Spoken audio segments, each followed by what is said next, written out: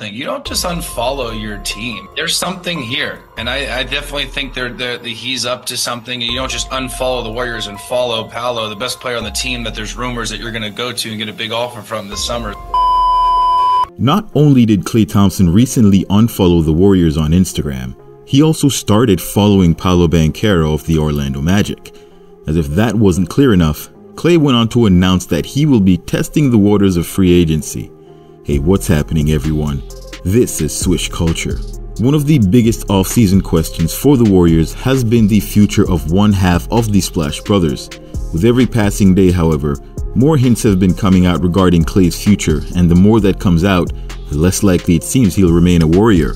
With Moses Moody waiting for an opportunity to earn himself a sizable contract, Klay Thompson's departure would put him in a better position. While this doesn't mean he'll get the minutes considering he was leapfrogged by Podziemski this past season, there is much less of a reason for Kerr to keep Moses Moody on the bench. More on that, but first, does this mean Klay Thompson is a Magic? Not really. There are still teams like the Detroit Pistons who are interested, and with Klay following a number of players on the Chicago Bulls squad, things seem to be up in the air. Wait a minute.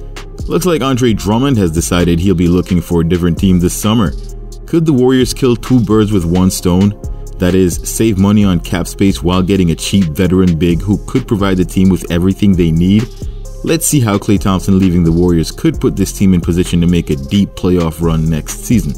Before that, however, don't forget to like the video and subscribe to Swish Culture for the most analytical and entertaining NBA content on the planet. Now get ready. You're about to get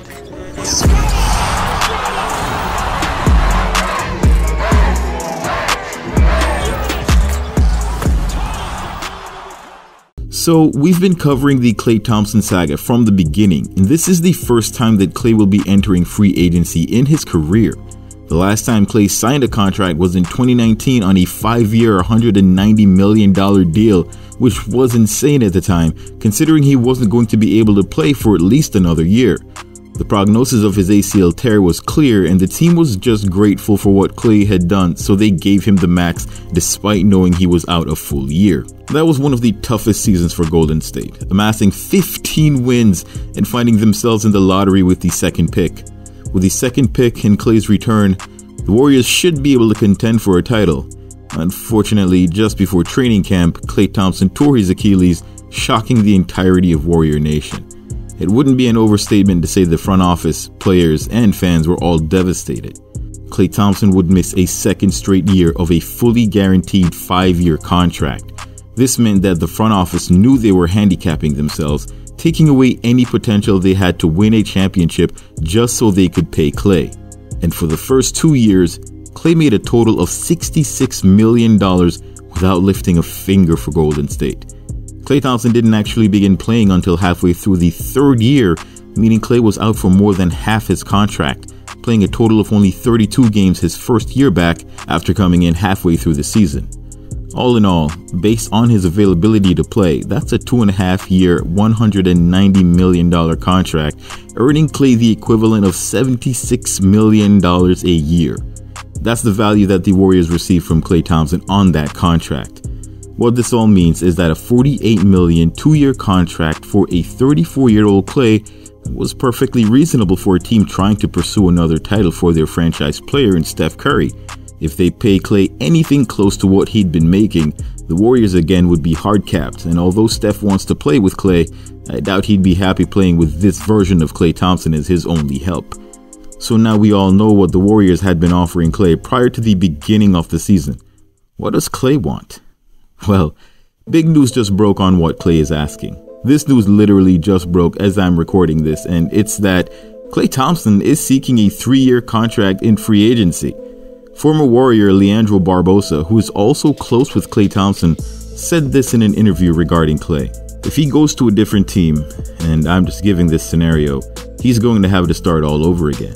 If he stays, this is home for him. This is his house.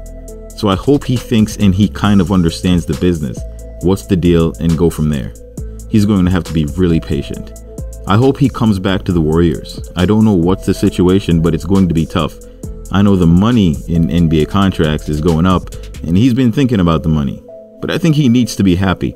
I think that's the most important thing. This is very interesting considering we'd been hearing rumors that the Magic might be looking to offer Klay over $30 million a year. Even on a 2-year deal, that'll be pretty significant. I'm going to assume that Klay is probably looking for something in the range of a 3-year $70 million contract, and the length of the contract is what the Warriors are trying to avoid. They do not want to keep Klay longer than they have Steph Curry, as it makes no sense. If there's a chance that Steph Curry leaves in 2 years, the Warriors are going to want to completely rebuild the team, at which point Klay's value would be so low they wouldn't be able to get anything for him. This is why Steve Kerr is on a 2-year deal as well. The outlier here is Draymond Green. Green has 3 years remaining on his contract. However, it can be argued that Draymond could still find a role in Golden State even without Steph Curry if the team decided to rebuild. With Draymond's role as a team leader, this isn't even a question. While Wiggins has 3 years remaining, his last year is a player option and he doesn't have the age question hanging over his head. It's what's in his head that would be more of a concern for the team. Now, Klay following Banchero and other players from the Bulls doesn't say a whole lot by itself. I don't think it means he's planning on going to either of those teams. It's more of a respect thing, and if you recall, Klay had that game earlier in the season guarding Banchero, and as such, he likely just respects him. Same for Alex Caruso and DeMar DeRozan. This is all part of the gimmick that is the negotiation tactics for players seeking to force their team's hand in giving them the contract they want. It's up to the team to call BS on Klay Thompson. Since Klay is testing free agency, if he can get an offer from a team for 3 years, that is the ultimate goal, because without missing a beat, he and his agent will take this offer and march right back to Golden State to match. This is the ultimate checkmate for NBA free agents, and especially one like Klay, who is a legend in the Bay Area and will likely have a statue built of him, his Splash brother, and Draymond Green. There's no doubt that his legacy will be a bit different, if maybe stained, if he chooses to retire elsewhere. Optionally, he could do what Wade did when Wade spent a year in Chicago before playing one last time with his buddy LeBron in Cleveland before returning to Miami for his last year before retirement.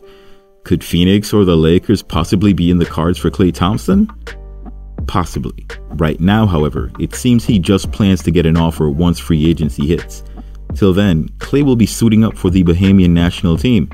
Not to play for the team, as he would need to be released from Team USA, but only for practice. He's been taking this offseason more seriously and going to work to show teams that he's not the player that went 0 for 10 during an elimination game a couple of months ago. Ending a season on that note makes it just about impossible to have any leverage in NBA contract talks. If Klay does sign with an outside team, the Warriors will need to find a replacement. However, the best thing to do would be to put Moses Moody in the starting lineup and give him and JK a shot next to Steph, Dre, and a rebounding and shooting center like Jonas Valanciunas. JV is expected to go to a new team this summer and is likely the best big man option for the Warriors to compete immediately. The Warriors won't be able to put a bid in for him until June 30th, which would be the beginning of free agency, and they won't be able to sign him until July 6th.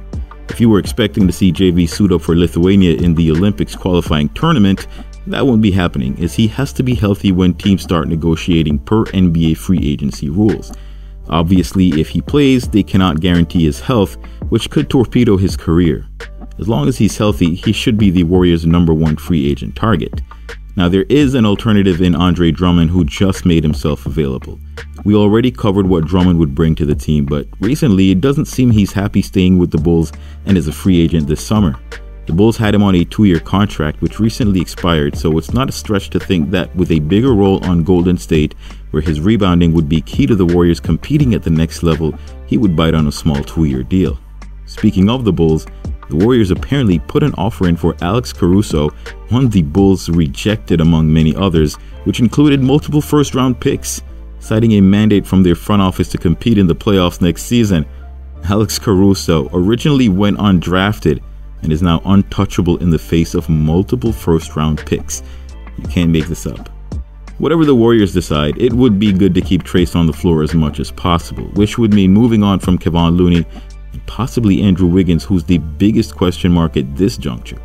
Wiggins is definitely available with the right offer, so he could be on or off the team come free agency, but absolutely nothing has skewed our expectations of where Wiggins will end up one way or another. What do you guys think? Do you think Klay Thompson is really done with Golden State? Or is there a chance the front office gives him what he's looking for? Keep in mind, they didn't think he was worth a 3-year contract before this season and before he shot poorly in crucial games. Post your thoughts in the comments below and let me know what scenario you think would help the Warriors the most. Don't forget to like the video, subscribe to the channel, and turn on all your notifications so you don't miss any of my latest uploads. Thanks for watching. Till next time, swish.